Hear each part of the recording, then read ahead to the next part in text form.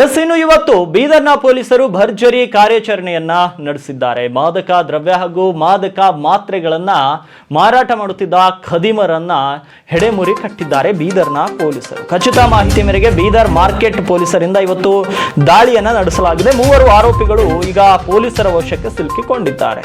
ಇನ್ನು ಬೀದರ್ನ ಶಾಪುರ್ ಗೇಟ್ ಬಳಿ ಮಾದಕ ವಸ್ತುಗಳು ಪತ್ತೆಯಾಗಿದೆ. 100 ಕಾಪ್ ಸಿರಪ್ ಹಾಗೂ 4800 ಮಾತ್ರೆಗಳನ್ನ ಜಪ್ತಿ ಮಾಡಿದ್ದಾರೆ. 60,000 ರೂಪಾಯಿ ಮೌಲ್ಯದ ಮಾದಕ ವಸ್ತುಗಳು ಹಾಗೂ 2 ಬೈಕ್ಗಳನ್ನು ಜಪ್ತಿ ಮಾಡಲಾಗಿದೆ. 3 ಆರೋಪಿಗಳನ್ನ ಬಂಧಿಸಿ ನ್ಯಾಯಾಂಗ ಬಂಧನಕ್ಕೆ ಕಳಿಸಿದ್ದಾರೆ ಪೊಲೀಸ್ ಇಲಾಖೆ. ಹೈದರಾಬಾದ್ ನಗರದಿಂದ ಮಾದಕ ವಸ್ತುಗಳನ್ನ ತಂದು ಬೀದರ್ನಲ್ಲಿ ಮಾರಾಟವನ್ನ ಮಾಡಲಾಗ್ತಿತ್ತಂತೆ. ಪ್ರಕರಣದ ಬಗ್ಗೆ ಬೀದರ್ನ ಎಸ್ಪಿ ಪ್ರದೀಪ್ ಗುಂಟಿ ಮತ್ತಷ್ಟು ಮಾಹಿತಿಯನ್ನ ಇವತ್ತು ನೀಡಿದ್ದಾರೆ.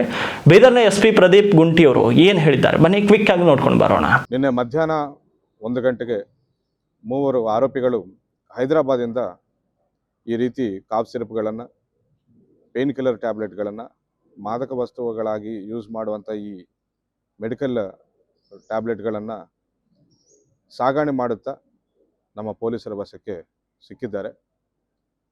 ಈ ರೀತಿ ಕಾಫ್ ಸಿರಪ್ ಸುಮಾರು 100 ಬಾಟಲ್ಸ್ ಕಾಫ್ ಸಿರಪ್ಪನ್ನು ಬೀದರ್ ಯುವಕರಿಗೆ ಮಾರಾಟ ಮಾಡಬೇಕನ್ನೋ ದುರುದ್ದೇಶದಿಂದ 3 ಆರೋಪಿಗಳು 2 ಬೈಕ್ಗಳ ಮೇಲೆ ಹೋಗ್ತಿರುವಾಗ ನಮ್ಮ ಪೊಲೀಸರು ಯಶಸ್ವಿಯಾಗಿ ಅವರನ್ನು ಹಿಡಿದಿದ್ದಾರೆ.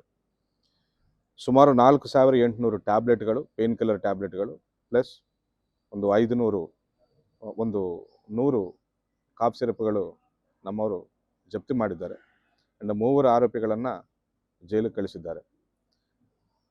ಈ ಹಿಂದೆ ಕೂಡ ನಾವು ಒಂದು ಕೇಸ್ ಮಾಡಿದ್ದೇವೆ. ಈ ವರ್ಷದಲ್ಲಿ ಇದು 3ನೇ ಕೇಸು. ಬೀದರ್ ಪೊಲೀಸರಾಗಿ ನಾವು ಒಂದು ಎಚ್ಚರಿಕೆ ನೀಡ್ತಾ ಇದ್ದೇವೆ. ಈ ರೀತಿ ಡ್ರಗ್ಸ್ ದಂಧೆಯಲ್ಲಿ ತೊಡಗಿಸಿಕೊಂಡು ಬೀದರ್ ಯುವಕರನ್ನು ಹಾಳು ಮಾಡಬೇಕಂತ ದುರುದ್ದೇಶವನ್ನು ಇಟ್ಕೊಳ್ಳುವ ಎಲ್ಲ ಕ್ರಿಮಿನಲ್ಸ್ಗೂ ನಾವು ಎಚ್ಚರಿಕೆ ನೀಡ್ತಾ ಇದ್ದೇವೆ. ಬೀದರ್ ಜಿಲ್ಲೆಯಲ್ಲಿ ಈ ರೀತಿ ನಾರ್ಕೋಟಿಕ್ಸ್ಗೆ ಯಾವುದೇ ರೀತಿ ಆಸ್ಪದ ಇಲ್ಲ ಅಂತ ಹೇಳ್ತಾ ಇದ್ದೇವೆ.